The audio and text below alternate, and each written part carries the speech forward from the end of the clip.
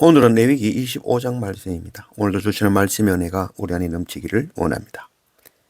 당신은 구원받았습니까? 라는 질문에 뭐라 답하시겠습니까? 구원을 받았다 하시겠습니까? 그럼 당신은 죄인이 아닙니까? 라는 질문에는 뭐라 답하시겠습니까?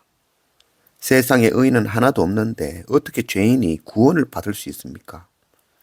그러나 모세도 다윗도 다 지키지 못한 그 율법을 세상 누가 온전히 지킬 수 있겠습니까? 율법을 주신 이유는 지키라고 주신 것이 아니라 우리는 그 율법을 단 하나도 온전히 지키지 못하는 죄인이라는 것을 가르치기 위함입니다.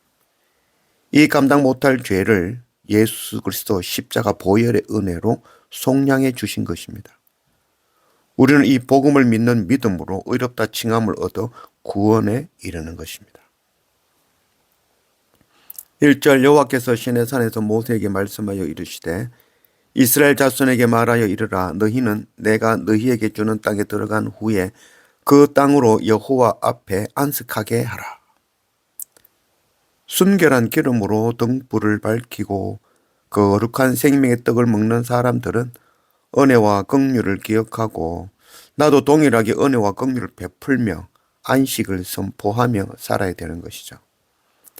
안식년은 욕심을 따라 자기의 힘으로 심고 가라 자기가 원하는 것을 거둠으로 지치고 저주받은 땅을 쉬게 하는 것입니다. 하나님의 약속을 따라 하나님의 공의와 인자를 베풀어 이 땅에 하나님의 나라가 임하게 하는 것, 이게 바로 안식인 것입니다. 3절 너는 6년 동안 그 밭에 파종하며 6년 동안 그 포도원을 가꾸어 그 소출을 거둘 것이나 7째 해에는 그 땅이 쉬어 안식하게 할지니 여호와께 대한 안식이라. 너는 그 밭에 파종하거나 포도원을 가꾸지 말며 네가 거둔 후에 자라난 것을 거두지 말고 가꾸지 아니한 포도나무가 맺는 열매를 거두지 말라. 이는 땅의 안식년임이니라. 6년 동안 열심히 심고 가꾸고 그 열매를 거둡니다. 그러나 7년째에는 심지도 가꾸지도 거두지도 않았다는 것이죠. 이는 땅의 안식년이기 때문인 것입니다. 저는 이 안식년을 통해서 삶이 완전히 달라졌죠. 저는 한국에서 2005년 7월 31일 개인 사업을 시작했죠. 작은 사업을 시작하면서 온 가족이 하나의 약속을 했죠. 예배드리며 앞으로 6년간 열심히 일하고 오늘 이 성경 말씀과 같이 7년째에는 정말 1년 동안 쉬고 온전히 다시 새로운 삶, 하나님의 일을 한번 시작해보자 라고 이 약속을 하고 시작하였죠. 그렇게 6년간 열심히 일하고 2011년 8월 1일 하던 사업에 절정에 이르고 가장 많은 수익이 있던 그 시간에 그 사업을 정리하고 1년간 쉬었습니다. 그리고 2012년 7월 1일 우리 온 가족이 튀르키예 선교사로 파송받았죠. 지금 그렇게 12년이 지났습니다.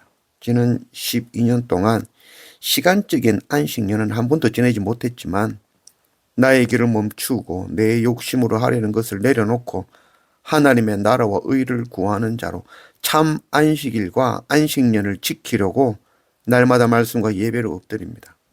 참 의미의 안식일과 안식년과 또 그 은혜가 우리 안에 넘치기를 원합니다.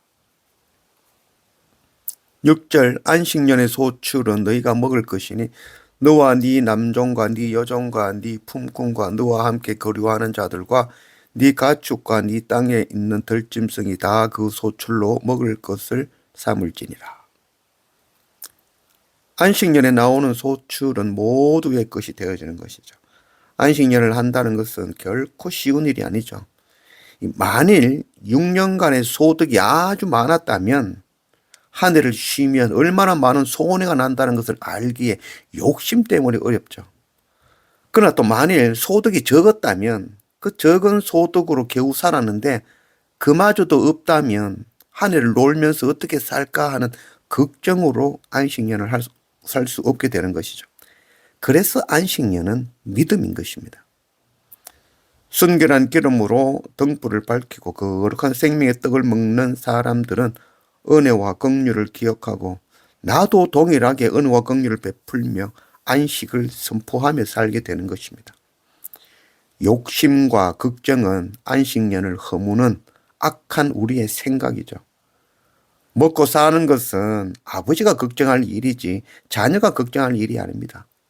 자녀가 아버지를 두고도 먹고 사는 일 걱정하고 욕심 부리는 것은 아버지의 이름을 부끄럽게 하는 일, 아버지의 이름을 망령되이 이끄는 일인 것입니다. 안식년은 땅의 모든 것에서 자유하게 하시는 하나님의 사랑입니다. 땅의 것에 매인 자는 결코 자유할 수 없습니다. 하나님의 약속을 믿는 자는 소출이 많으나 적으나 자유할 수 있는 것입니다.